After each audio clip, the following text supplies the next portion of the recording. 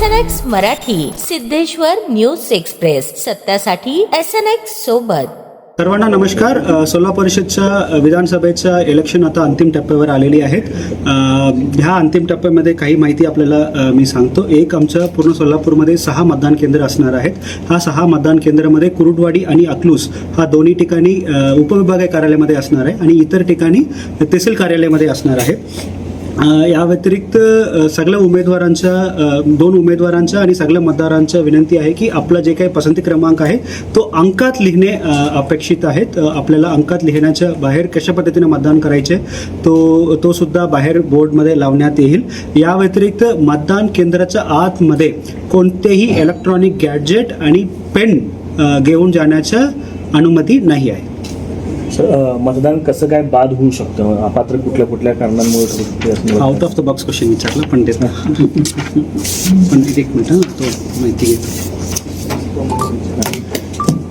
Sir, मतदान अपात्र कसं काय होऊ शकतं? लोकांनी काय चुका टाळल्या पाहिजे? 4-5 गोष्टी मतपत्रिकामध्ये दिसल्या तर हा मतपत्रिका आम्ही अपात्र करणार आहेत. एका नावासमोर एकापेक्षा जास्त पसंती क्रमांक टाकणे तो अपात्र होईल. दुसरा, शब्दमय पसंती क्रमांक लिहिलं तर तो सुद्धा अपात्र होईल, तो सुद्धा अपात्र होईल. आणि तिसरा, आम्ही दिलेले जांभली पेन सोडून इतर पेन वापरून पसंती क्रमांक लिहिलं तर तो सुद्धा अपात्र होण्याच्या पात्र आहेत. आणि एकसारखे पसंती क्रमांक 2 उमेदवाराला दिलं तर तो सुद्धा अपात्र होण्याची शक्यता आहे. आणि पसंती क्रमांक 1 ना टाकणे तो सुद्धा अपात्र होण्याच्या शक्यता जास्त आहेत. सर, मतदानाची जी ट्रान्सपरन्सी राहण्यासाठी काय प्रयत्न आहेत? कोणत्या मतदाराने कोणाला? सर, मतदारांना मतदान केल्यानंतर त्याची ओळख होऊ शकते का?